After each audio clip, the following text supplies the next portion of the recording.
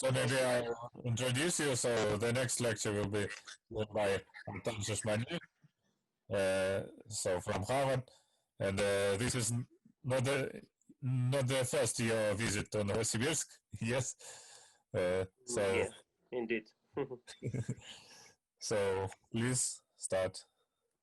Thank you. Thanks, Victor. Thanks for inviting me to this great conference. And so I decided to use this shared whiteboard in Zoom because I've used it before. I know how it works. So I will stop my video and hoping that it will suffice just to share with you the whiteboard. Okay, so the title of the talk is Stable High-Ranked Flag Sheaves on Surfaces. There is a paper on arXiv with this very title. And so this is the result of, I'm reporting on joint work with Gholampur and Yau. Okay, I think the arXiv paper appeared last year, and there is a sequel to this thing. I'm not sure if I can have time to finish it or not, but I will give some hints about what are the sequel works following after this. So let me set up for you the geometry and the problem we are interested in. So let us start with geometry. So let S be a non-singular projective surface with H1 vanishing. So I would like this cohomology condition to be satisfied. And let us, let H be the hyperplane class. So this is the first gen class of the line bundle, ample line bundle on the surface. This is our hyperplane class. And let us fix a choice of a Chern character.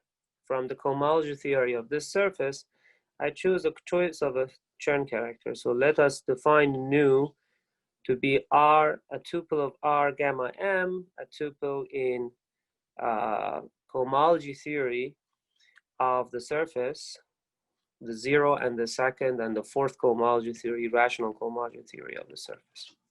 So this is going to be for us a choice of a Chern character on this one. So having this information, when you fix this choice of Chern character, you can define a moduli space of coherent sheaves. Hi. So do you mean H2I ith cohomology? Yes. Because you have some. Yes. Yes. So this is going to be an element of H0. I mean not H2 but HI. Is it? Oh yeah. Sorry. Yeah, that's right. Ith cohomology. Thank you. Okay. Like that. Okay. All right, so I fixed this cohomology theory to I. And so having this, I would like to define a moduli space. So let us define MH with the choice of a fixed Chern character of nu to be the moduli space. So let this be the moduli space of H semi-stable sheaves on the surface with Chern character nu. Okay, so we know that due to the construction of Grothendieck, if you fix the Chern character, and you will get some bounded families, and you can construct a parameterizing scheme of these things. And so you need a notion of a stability condition to actually get to from that parameterizing scheme to the moduli space, and we are using Giesecker stability. So for that, we need the choice of an ample line bundle, and so we are using the hyperplane bundle to define Giesecker stability. Okay, so what is the fact about this moduli space? MH of nu is a projective scheme.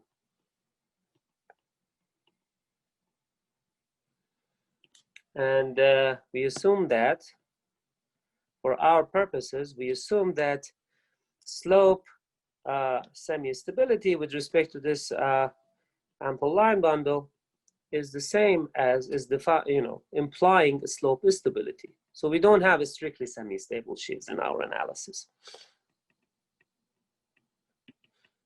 Okay, so that's our assumption.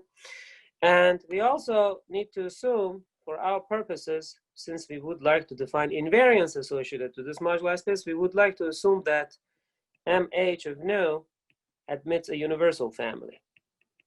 Admits a universal family. Okay, so that's we can make that assumption.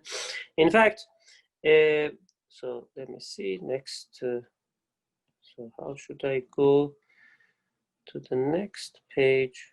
So let me see. Can I go? Yeah. So, all right. So the condition. If I set make this assumption that the greatest common divisor of R and gamma times H. Remember that our Chern character was R gamma, and N, I believe. So something like that. But if I make the assumption that greatest common divisor of R and gamma times H is equal to 1, then this implies that the moduli space comes with a universal family. Implies that the moduli space has a universal family.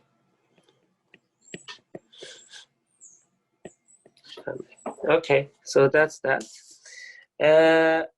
So let us having had this universal family, then we can this universal family is obviously a coherent sheaf. So you have the original surface times the moduli space MH nu, and you have this projection map to the moduli space itself, and the universal family is a some sheaf that sits in here. Let's call it F tilde.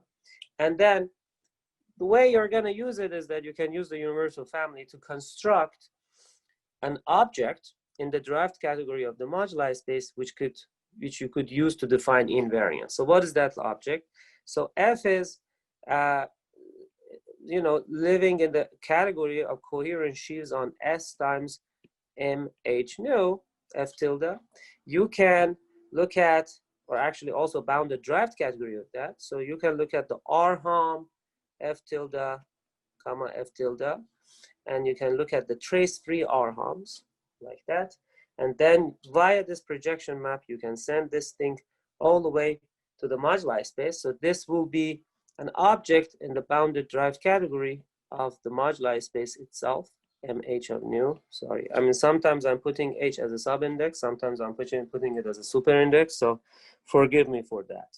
So, okay, so this sits in there, and this object in the derived category is the object which could induce for you cohomology classes, which you can use to define invariance. So this thing is going to be, you can call it, I put it in quotation, the virtual tangent bundle of a trace-free perfect obstruction theory. So I need to tell you what this means.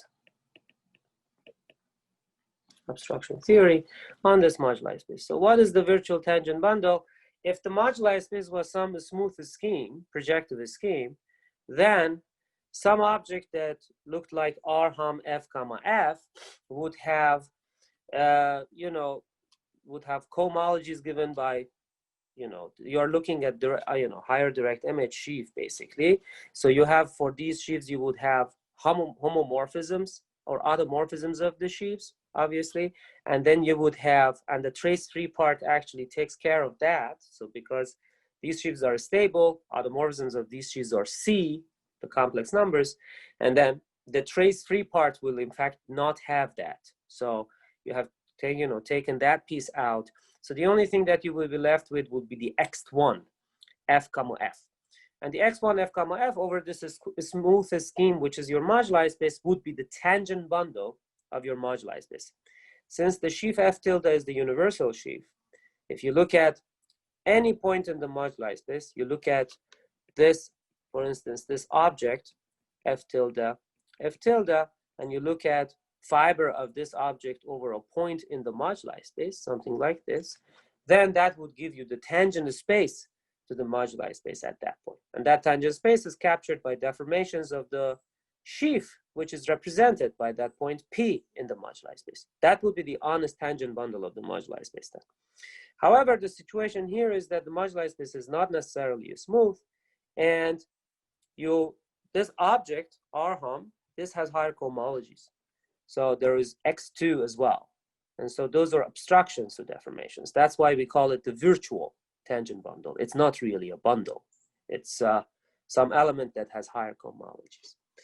Okay, so being a perfect obstruction theory, if I call this thing, this complex something edot, this complex somehow gets mapped to the cotangent complex of your moduli space, and it has certain conditions. So if I call this map phi, so we know that H0 of phi is going to be an isomorphism, and H minus 1 of phi is going to be a surjective morphism. Okay, so what does that mean is that in the level of deformations, if you look at H0, then you can basically see, you need to pay attention that there is a shift by 1 in here. So H0 of this phi in some sense is going to give you X1s. So it's telling you that this object in the derived category captures tangent space to the moduli space correctly, the same way that the cotangent complex or the tangent complex of the moduli space does. And it has higher obstructions, of course, but it doesn't have infinitely many obstructions to obstructions and so on. Whereas the cotangent complex, if the moduli space is singular, could have infinitely many terms. So this is what we mean by perfect obstruction theory. Okay, so this object, the edot, induces something called virtual fundamental class,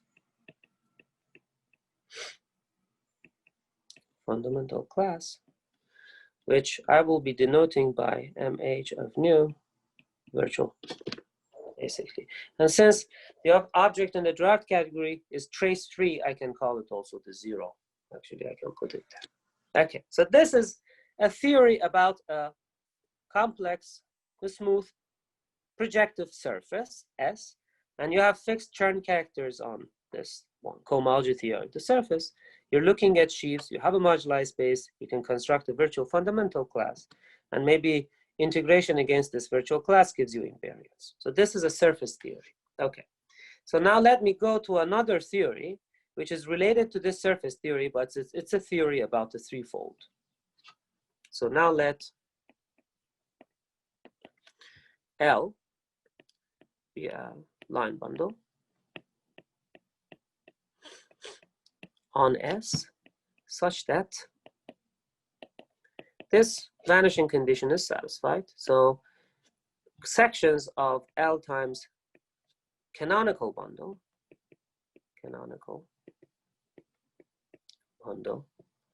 of S inverse are non-vanishing. And let X be defined as total space of this line bundle on the surface. So this X is a non-compact threefold over S. So we pick some line bundle, which is not, which is somehow thicker than the canonical bundle, if you like, divisor theoretically on that surface. So L times inverse of canonical bundle has sections, and then we look at the total space of this line bundle on that surface. We get a non-compact threefold. Okay, so canonical bundle of this threefold, omega X, canonical again. Canonical bundle is going to be given by, if I call this projection map Q, is going to be given by pullback of L inverse times omega. This is, I think, some exercise in heart. So in particular,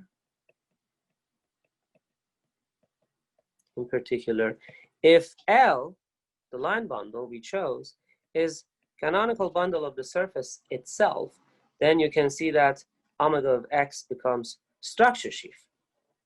They cancel each other out, and so, and x then is Calabi-Yau, but the non-compact Calabi-Yau. Okay, so we would like to work with this non-compact Calabi-Yau because we think that there is also a moduli space on this non-compact Calabi-Yau threefold. We can associate invariants to this moduli space, and these invariants are actually interesting for us. So these invariants, we will see, are going to be related to some invariants predicted by physicists and string theorists, which are going to be the Waffa-Witten invariants. Okay, so here is a fact. The one-dimensional, there is a one-dimensional torus, one-dimensional torus. Let's call it C star, which is acting on X by multiplication on fibers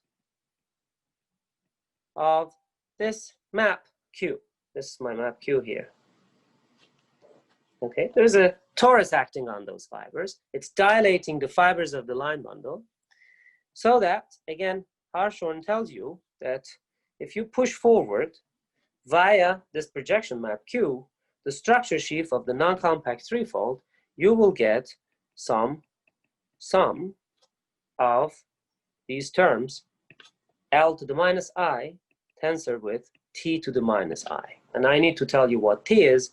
Let's say what is T in here is, T is, let's call this trivial bundle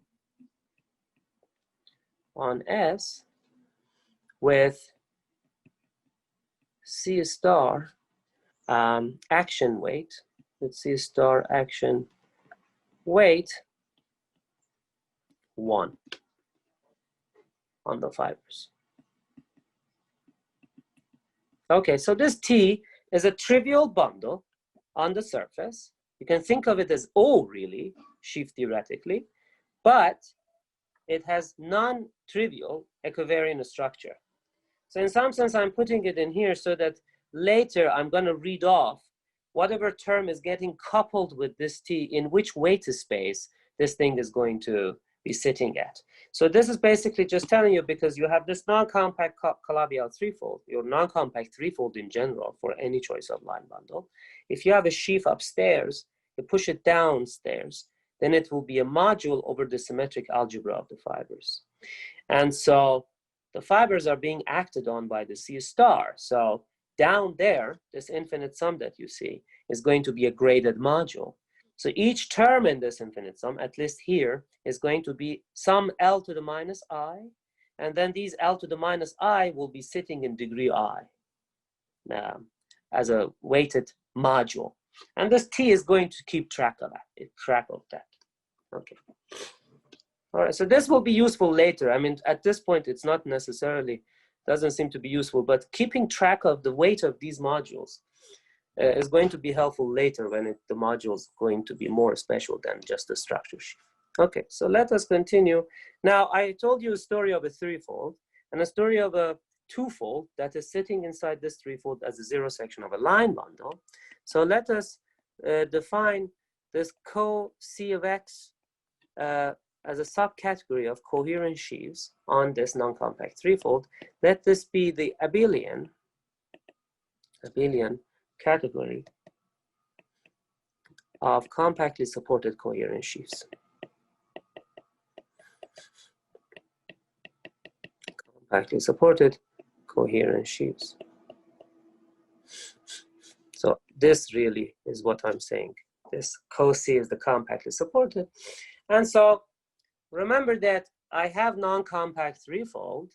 I'm looking at compactly supported sheaves on this non-compact threefold. So these are elements in co-C of X. And here I would like to, again, define a moduli space. So again, I need a notion of a stability condition. So we define a slope function on co-C of X minus 0. So we're not interested in 0 sheaves. And how do we define such a thing? So if I have some sheaf in co-C of X, something like that, then I can define with the same information as I had before. H was the hyperplane class.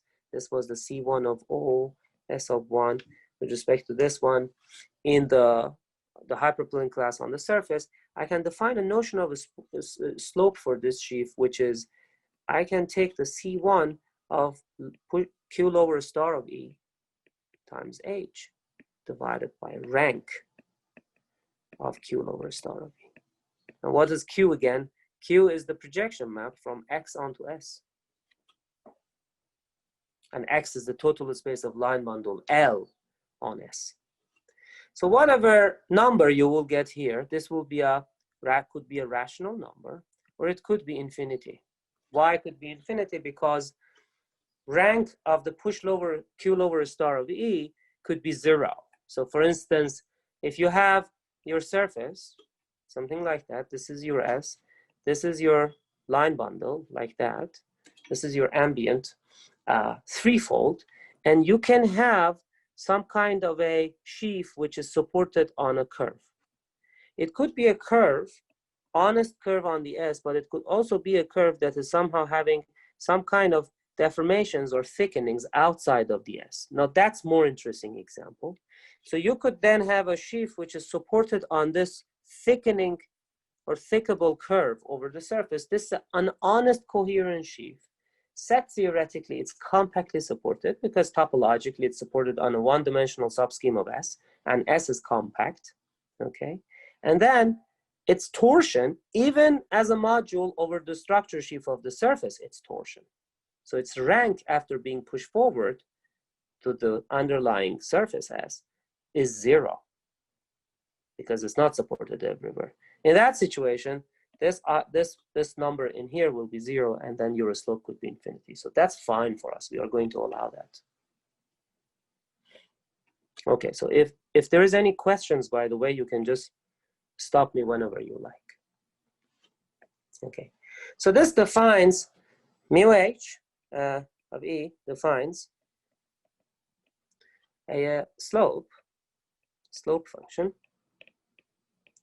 function on now this subcategory of coherent sheaves on this non-compact threefold.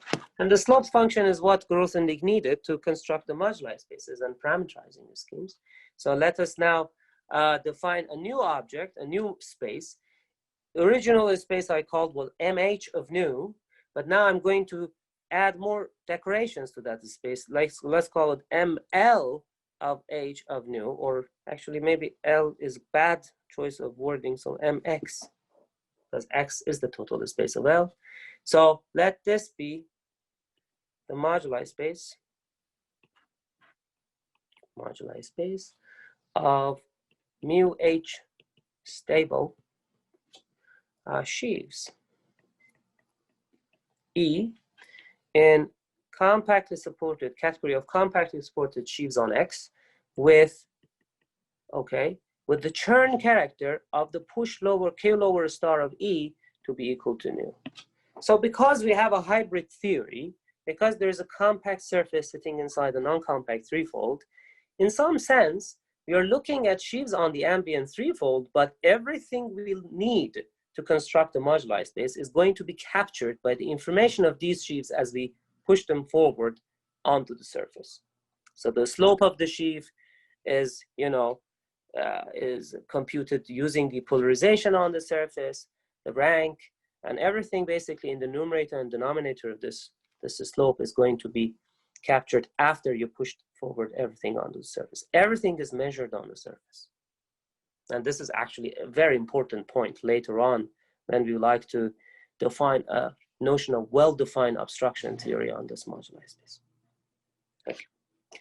So again, assume that Mx H of nu has a universal family, so admits a universal family. So, okay, denoted by denoted by, let's call it E tilde. Well, you know, again, similar to before, if the greatest common divisor of R and gamma times H is equal to 1, then this case will be ensured that this moduli space has a universal family, a compactly supported universal sheaf. Now, again, there exists a natural, perfect obstruction theory,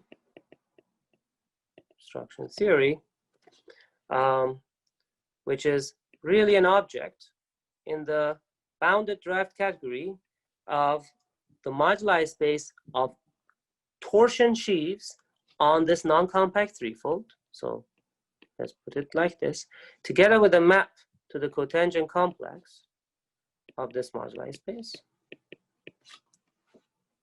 Okay, and well, you know, what is this object? If I here now my underlying variety is X, and if I have X of H of nu, and I call the projection map, let's call it P, then this E dot is in fact given by some truncation, cohomological truncation of R harm, relative R harm with respect to the map P of the universal sheaf,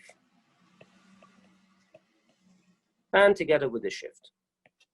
Again, everything is, these are pretty obvious for people who have seen these things. I mean, these are all somehow one way or another constructions of this coming from deformation theory of sheaves, and also, I mean, mainly these are all consequence of results by Richard Thomas. Okay, so these are, this is basically what his construction gives us. So if E in this moduli space is a closed point, for instance, okay, then we can calculate the rank of E, rank of this complex E dot, this complex E dot here, okay. We can calculate the rank, and this is going to be actually a dimension of X1 EE minus dimension of X2 EE. Again, I'm saying it like this because I'm sure that some of you have not seen these things before. So first of all, feel free to ask, and you know, I try to go as slow as possible, especially that there are 2 lectures. There's no rush really. And so if you calculate this thing, you will get a number. You will get 1 minus K minus, you can rewrite this thing as minus 1 to the I from 0 to 3 of dimension of xi between E and itself, self-extensions. And so what is this K? As it comes as a result of computation that, in fact, K will be equal to 1 if the line bundle that gives us the non-compact threefold is the canonical bundle of the surface, and K is equal to 0 otherwise.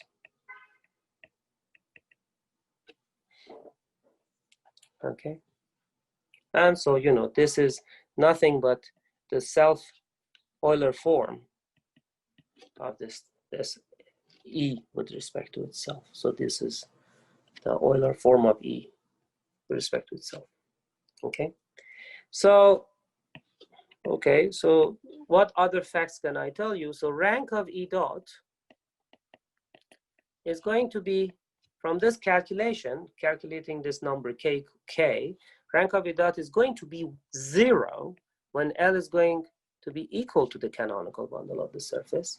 And otherwise, you know, if I have R, gamma, and N for my choice of Chern character I fixed, then it's going to be some number you can calculate. So it's going to be R squared times C1 of the line bundle times C1 of the line bundle minus omega S times the whole thing times H, I think, divided by 2 plus 1. something like that, if L is not going to be equal to S. Okay, so in particular, this is important. You have this complex edot, and it gets mapped to the cotangent complex of your moduli space. And when your line bundle, which gave you the definition of the non-compact threefold, is the canonical bundle of the surface, rank of this complex is going to be 0. The dimension of x1 minus x2 is going to be 0. So this is in some sense self-symmetry of this deformation obstruction complex. And virtually speaking, this is just enough to say that the virtual class that you construct from this deformation obstruction complex, so this actually implies that the virtual class in case star, the virtual class of the moduli space, which is some homology class sitting inside Chow homology of your moduli space, is in fact sitting in the degree 0 part of the Chow homology. So I can basically be certain to say that it's sitting in degree 0. So essentially, virtually speaking, your moduli space, homologically speaking, is represented by a bunch of points. Just homologically speaking. And so you can count these points, and that's basically your deformation invariance. So you're counting whatever number of points it is, that number is your deformation invariant, or the Donaldson-Thomas invariant. Okay. So yes, so this is, I just explained that. So how do you define that deformation invariance? So here we have this machinery of Graeber and Pandharipande, which is called virtual localization. The reason we need to use this machinery of theirs is that remember that your X is non-compact. When your underlying variety is non-compact, your moduli space will be non-compact. If you want to define some invariant over a non-compact space via some abstract version of an integral, you need to worry about compactness issue. So you can't do that here because there is a torus acting on your non-compact variety. And so Graeber and Pandharipande tell you how to fix the situation. So you look at your object in the derived category, and you can look at the fixed part of obstruction theory. So E dot fixed is the C star fixed part of E dot. So this thing is going to get mapped to L dot of the fixed locus of the moduli space. So mx of H, this C star fixed locus of your moduli space, okay? And then this way, you can basically define an invariant, which we will call the Donaldson-Thomas invariant. So this is Donaldson-Thomas invariant. I put a hat on it, and so it depends on this ample polarization on the surface. It depends on the choice of the Chern character of the push forward of these sheaves on that surface after they get measured in the surface. And it might need some ingredient alpha. I will tell you what that is. So it's defined as an integral over the virtual class of the torus fixed locus of the moduli space. And what is that alpha? You might need some appropriate cohomology class sitting up there. And then you divide by Euler class of the virtual normal bundle to that fixed locus. So this is the moving part of your obstruction theory. This is really very, very similar to Atiyah-Butt localization formula. So if you have some non-compact space and you would like to define some deformation invariant on it, if you know that there is a torus acting on that space and this torus induces fixed loci, you can rewrite integration on that non-compact space as a sum of integrals over the fixed loci. But then your integrand needs to be modified. And the modification is this piece that you put in the denominator, which is the Euler class of what is called the virtual normal bundle. So this is also called virtual normal bundle. And what is that? Again, as soon as you put a virtual next to it, it means that it's not really a bundle. It's a piece that actually sits in here. So when you look at how torus acts on the sheaves, then you can see that this complex edot has a fixed part and a moving part. This edot moving is the moving part of edot. It's a complex. It has higher cohomology, so it's not just a bundle. That's why we call it virtual bundle. And it is, in fact, realized homologically speaking as the normal to the fixed locus, normal to the loci that you have here. So it captures certainly the normal to those loci, but it might have higher cohomologies. That's why it's called virtual normal bundle. Okay, again, I apologize to the experts. These are obviously very trivial, but I'm just assuming that there might be students in the audience, so I explain it a little bit further. Okay, so what is this alpha that I was integrating in a numerator? Alpha is some, some appropriate equivariant cohomology class. So it sits inside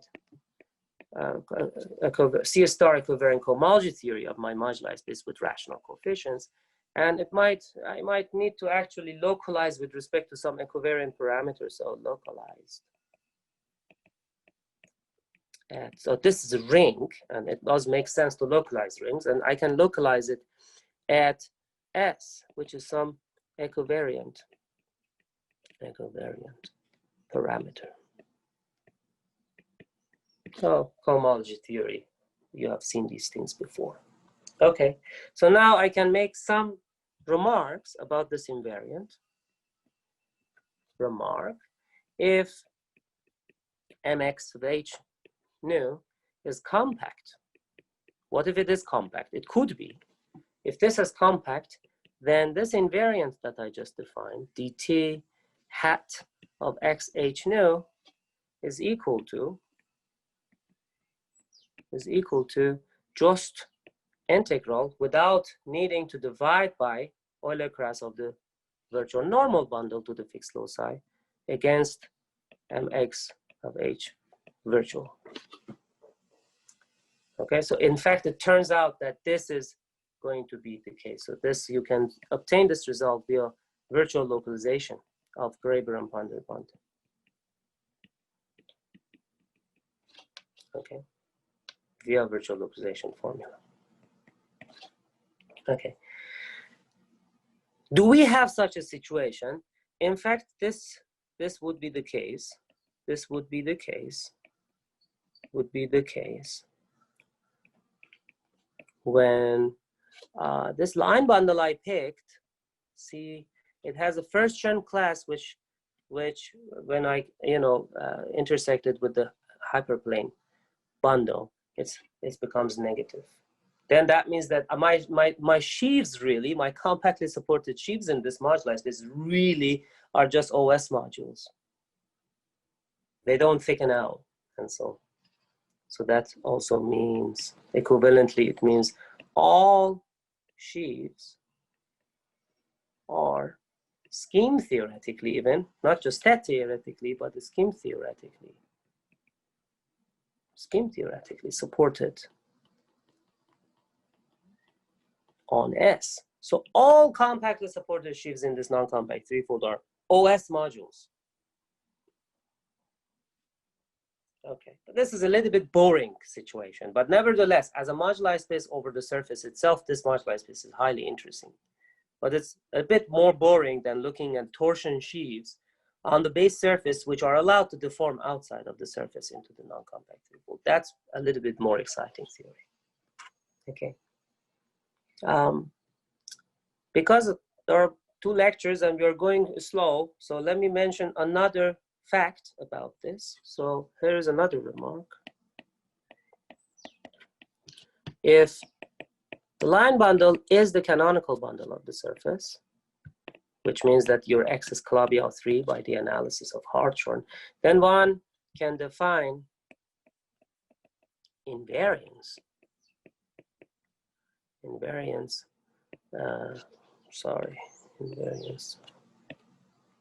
One can define invariants by taking, I'm sure many of you there know already, so by taking the weighted Euler characteristic, a characteristic of the moduli space. So this is honest, it's as close to analysis as you can get when you do algebraic geometry, so you can define your invariant somehow as an integral over your moduli space of some constructible function on that moduli space times some measure. And this constructible function actually captures multiplicity of the points represented by the moduli space. So for instance, if your moduli space is 2 points, associated to each point actually gives you a multiplicity 1, but if the 2 points are deforming to one another and become a fat point with multiplicity 2, this constant function, this constructible function does capture that multiplicity correctly. So if your moduli space is parameterizing a certain deformation from a picture like this to a picture like that, since you have now modified your integrand by this constructible function, the number of the points in this moduli space that you count before the deformation is 2, and after deformation is also 2. So that's how you can get this deformation invariant over your moduli space. This is the construction of chi-barrant. So where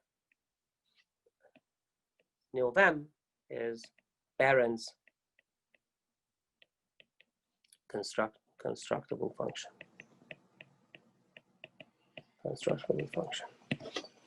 Okay, on this moduli space. Okay, so this actually is a good fact. So there is also this way of defining invariance over your moduli space in a situation where your line bundle is the canonical bundle of the surface, but not in general. The reason is chi-Barrant's constructible function is only, this constructible function is constructible when you have symmetric obstruction theory. If your line bundle is not canonical bundle of S, as we saw, the rank of the obstruction theory is not equal to 0. So it's not going to be symmetric. So we calculated what the rank is. And in that case, the constructible function cannot be computed. Here's another remark. When arithmetic genus of the surface is bigger than 0, the fixed part of this deformation obstruction complex, edot, contains a trivial factor. A trivial factor. And so if your fixed part of obstruction theory, why is this important? Because you look at your X is non-compact, and you look at the fixed part of obstruction theory to define your invariant, to define your virtual cycle. If this fixed part has a trivial piece in it, your virtual cycle vanishes. So in that case, which induces vanishing of virtual cycle, which is not interesting. It's okay, but it's not interesting because you would have just 0 invariant. So in this case, we reduce obstruction theory. Okay, we reduce the obstruction theory. So by the way, let me let me put it in a box for if there is any student in the audience. This object, you know, when I was a bit younger, not much long ago, but just a bit longer, when I was looking at these deformation obstruction complexes, it was hard to keep track of everything and to see how these invariants are defined and so on. So let me just put a box in here. So if your moduli space M is just a manifold, so some real 2M dimensional manifold, okay, then a smooth, for instance, manifold, there is in fact an invariant that you can define associated to this manifold, and that invariant is in fact deformation invariant, and even topological invariant, and that's the honest to God Euler characteristic of that manifold. if you did differential topology, this Euler characteristic of this manifold has a formula.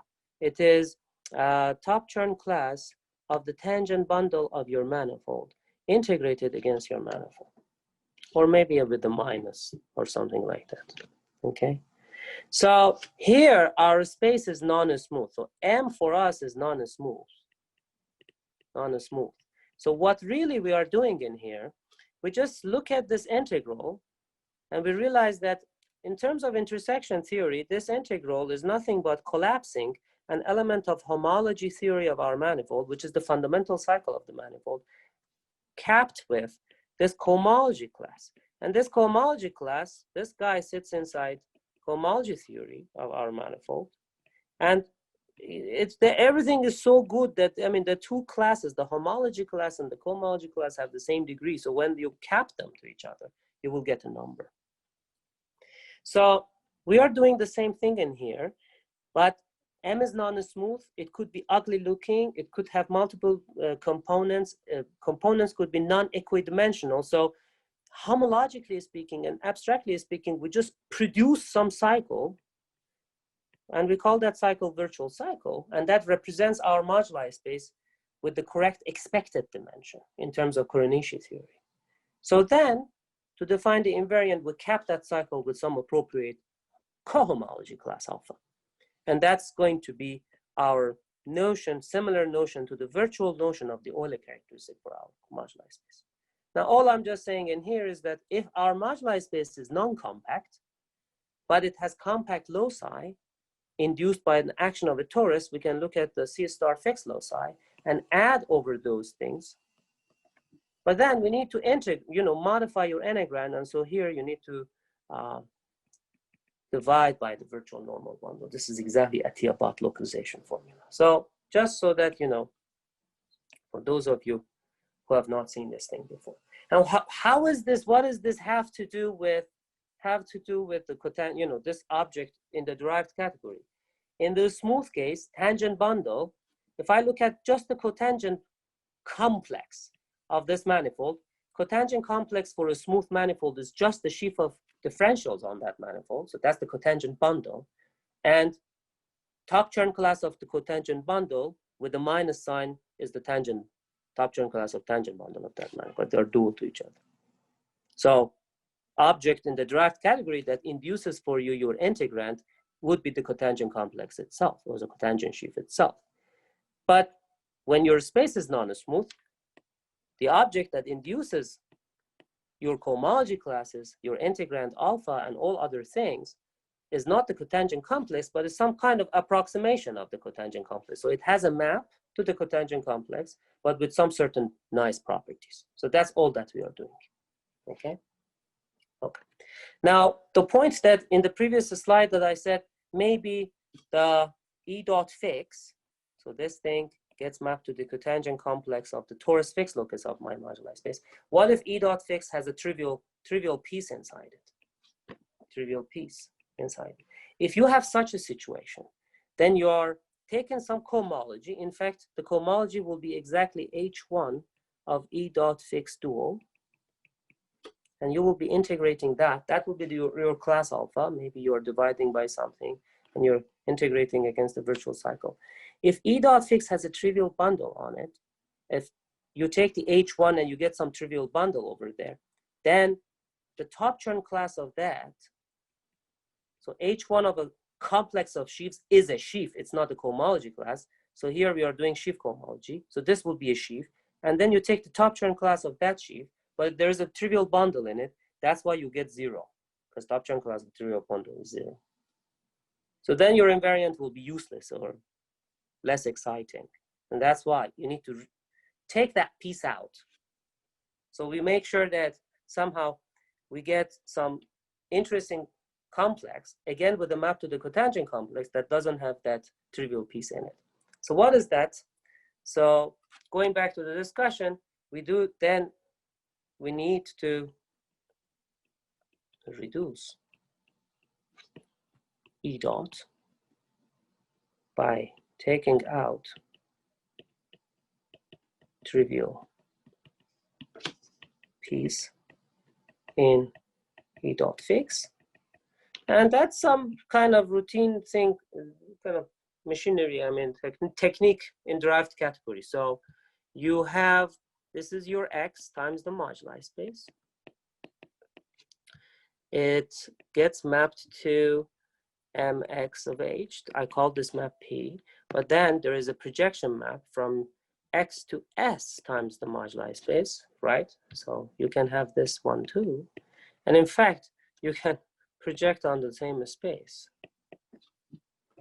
So one thing I can do is my object, which lived in here, was E tilde, or universal sheaf E, and I had R hom E tilde comma E tilde, and often I was projecting it down to here and then doing some kind of truncation, but I don't do that. So I can just send it down via Q over star, R hom, this is over X, mx of H, E tilde times E tilde, and then I will get a map from here to R hom S times M H of nu, okay, mx H of nu, Q over a star of E, Q over a star of E, okay, and then I will take that trivial piece out. I can take the trace, and if I take the trace of this object in the derived category, you will get the structure sheaf of S times the moduli space. So this gives you a composite map in the derived category. And I can define a new complex, I call it C dot 0, which is just the cone of this composite map. Why is it that I need to send down to the surface? It's classical algebraic geometry. If you have a non-compact variety and you have coherent sheaves, you cannot define the trace map. But as soon as you send it onto the surface, then there you can define it, because you have this universal family, and fiber-wise, just look at the fiber-wise, what is this thing now? Because everything is sent to the surface, fiber-wise, if you look at the fiber of this thing over any point of the moduli space, that gives you a coherent sheaves on S. And you can take the trace of extensions of that coherent sheaf with respect to itself. And that's basically what the trace is. So the trace gives you this map to the trivial bundle, and you can take that piece out. So then you can define E dot reduced as R, let me call this one P again, without causing any confusion, RP lower star of C dot. So I send it to the moduli space, again, that object. And I can also define some, basically I need to, again, apply some truncation as before. So some truncation of this thing. This defines for me a good perfect obstruction theory in this case. Perfect obstruction theory on mx of h. Remember that this complex, this new complex, is not the same as the previous complex. This one is a different object in the derived category. Cohomology classes that it uses are different than cohomology classes the previous one was producing. So invariants induced by this one are certainly different.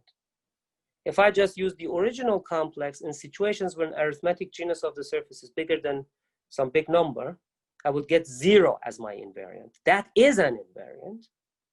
But this complex also satisfies the condition that it has a map to the cotangent complex of my moduli space, similar to the previous one.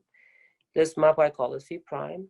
H0 of this map is an isomorphism, and H-1 of this map is a surjection or epimorphism. So it has all the nice properties. It is rather a different approximation of the cotangent complex, and it does produce other deformation invariants. So all I'm trying to say is the message here is that deformation invariants they depend on the choice of obstruction theory, and we have now produced a new obstruction theory. And in fact, it is this new obstruction theory which is related to physics deeply, to Waffle-Witten invariants. Okay, all right. So I think that I needed to tell you about technical ingredients that we need to define certain deformation theory on the threefold and on the surface. And I told you that.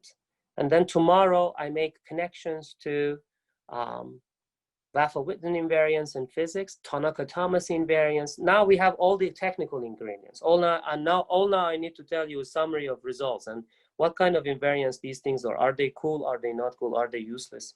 Or are they useful? And then maybe if there is time, of course, I make connections to why is it in my title, higher rank flags. That's important because that is something that shows up when I look at the torus fixed loci of my moduli space. After all, my integral is against the torus fixed virtual cycle. So I need to tell you how these flags pop up. Why do we get flags? Are they useful or not? And then maybe tomorrow at the end, I can tell you that all of the constructions I told you about can be done and lifted to Calabi-Yau threefolds. And so I will tell you about some of the invariants that we defined and computed in our joint work with Yau and Diaconescu and others on fourfolds.